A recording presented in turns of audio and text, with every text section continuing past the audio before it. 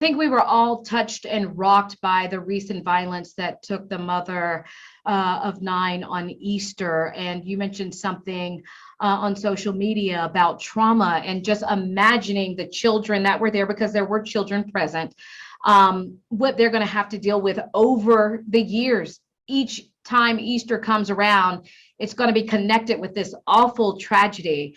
How does that impact the children moving forward? Because they don't forget.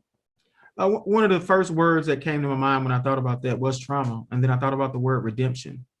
And what kind of redemption would those children have in the future? What kind of future would they have dealing with trauma for the rest of their lives? This is something that they have to carry. It's going to be a memory for us, but it's going to be an extensive memory for them, especially a trauma-filled moment, hearing the gunshots and hearing everything that went around, what kind of future will they have moving forward? When you think about trauma, you think about something that's everlasting, something that you have to deal with for an extremely long period of time.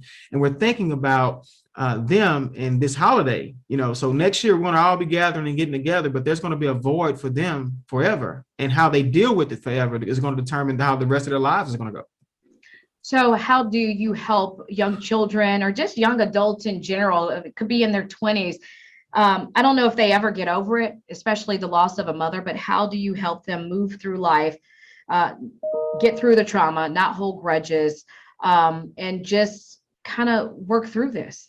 It's going to be a daily exercise. It's going to be a daily exercise. When you wake up in the morning, one of the first persons you see is your mother, your parent, your caretaker, the person that makes you feel safe, the person that makes you feel comfortable where you are. So now we're going to be dealing with young people who may not ever feel safe again.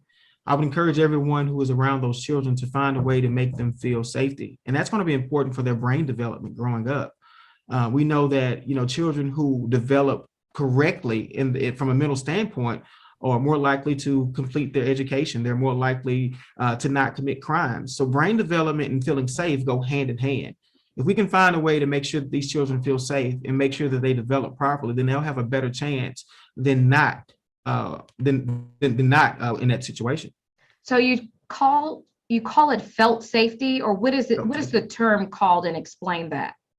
So felt safety is not just being safe, but feeling safe. Mm-hmm. Just because, let's take school, for example. If a kid is at a school and we're thinking that the school is safe, that doesn't necessarily mean that they feel safe at the school.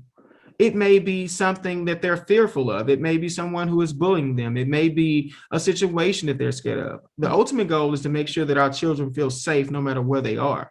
If you don't feel safe, you're going to go into what we call survivor mode. And in survivor mode, you may not make the best decision. The only thing you're thinking about is surviving. That's that fight or flight mechanism that then kicks in.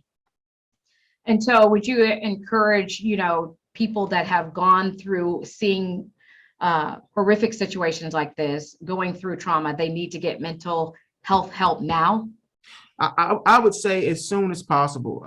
Don't hold all that pressure in yourself. It's okay to seek counseling. It's okay to grieve. It's okay to grieve in a proper way. Sometimes we often, find people that self-medicate to try to get past their traumas. I would rather them find good ways to get past their traumas.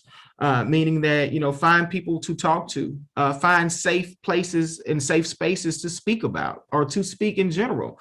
I myself have a counselor. I have a therapist that I speak with at the VA, that I deal with my own past traumas and I confront them head on. That's the only way that I'm able to do the work that I do on a daily basis.